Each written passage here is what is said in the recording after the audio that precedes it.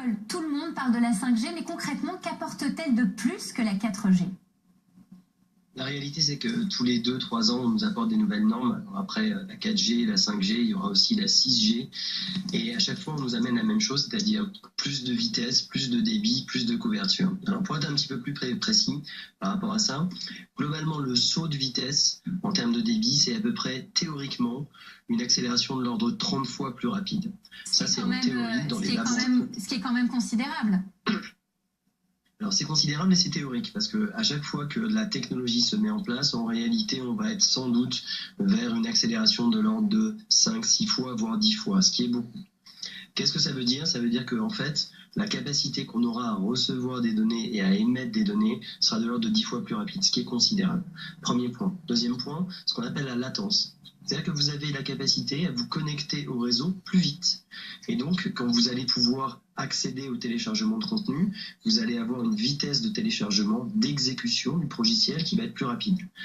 Ensuite, les conséquences de ça, c'est si ça va plus vite, à la fois sur la connexion au réseau, mais aussi sur le débit, vous allez gagner en autonomie sur les appareils connectés. Alors justement, Paul, pardon, je vous coupe. Donc on parle de rapidité, mais pas seulement, elle doit permettre de connecter les objets entre eux. Oui, les objets de toute façon sont déjà connectés entre eux. Donc la question, c'est plutôt de se dire, on va pouvoir avoir un temps de réaction plus rapide. Donc ça veut dire qu'il y a des objets qu'on ne pouvait pas utiliser connectés, qu'on va pouvoir utiliser connectés. Dans le domaine médical, par exemple, le fait de pouvoir intervenir plus rapidement pourra nous permettre de faire de la médecine à distance. S'il y a un temps de latence entre une intervention à distance et une personne physique, ça peut être très dangereux. On parle aussi de voitures connectées, c'est la même chose. Il faut absolument qu'on ait des débits qui soient plus rapides et un temps de réaction plus fort. Donc dans un certain nombre de domaines, la robotique, la médecine, donc la santé connectée, mais aussi l'automobile, on va sans doute voir des nouveaux usages et un grand intérêt bien sûr pour les industriels. Donc on parle véritablement d'une plus grande réactivité des réseaux. Qu'est-ce que cela signifie? Ça veut dire que quand vous allez utiliser votre téléphone, il va réagir beaucoup plus vite. Le réseau va réagir plus vite. Donc vous allez pouvoir accéder à plus de contenu, sans doute du coup de meilleure qualité. Et c'est la même chose dans un certain nombre de domaines. Que ce soit dans le domaine de votre voiture, va pouvoir se connecter directement à un centre de traitement des interventions en cas d'urgence, mais aussi devenir de plus en plus autonome.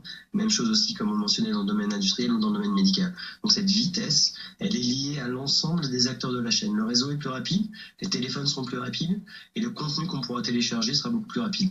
Les objets entre eux, du coup, vont pouvoir aussi plus rapidement se connecter et se parler. C'est un enjeu important, un enjeu à horizon 2020 et pas avant. Les premiers tests ont lieu en ce moment, on en parle beaucoup, on n'a pas encore les terminaux, mais il va y avoir des choses absolument intéressantes et chaque débit crée des nouveaux services. La 4G a été l'avènement de la vidéo, la 5G sans doute, de la voiture autonome, de la santé connectée et de l'industrialisation d'un certain nombre de sujets. Et Paul, je m'adresse à l'expert des smartphones que vous êtes. Est-ce que pour vous, il s'agit réellement d'un bouleversement? Est-ce qu'il y a une certaine excitation à découvrir cette 5G? Il y a toujours une excitation, Johanna, pas tellement sur le fait de dire que c'est, comme Monsieur Plus, un réseau plus rapide, mais c'est le champ des possibles que ça permet d'ouvrir. Ça veut dire que pour nous, industriels et spécialistes des services, on va commencer à penser des services qui vont utiliser ce savoir-faire. Par exemple, le développement massif de la vidéoconférence à plusieurs. Aujourd'hui, on le fait bien à quelques-uns en utilisant plutôt des réseaux Wi-Fi. Là, on va pouvoir le faire d'un point de vue plus industriel sur les réseaux 4G. Même chose sur les nouveaux services d'échange de données, les services médicaux. Tout ça est assez intéressant. Sans doute aussi la télévision 4K qui va pouvoir être diffusée directement sur le mobile, ce qui n'est pas le cas aujourd'hui. Et donc, ce qui m'intéresse, c'est pas tellement le fait de me dire que le tuyau est plus large, c'est qu'est-ce qu'on va pouvoir créer dans ce domaine-là grâce au nouveau réseau. Merci beaucoup.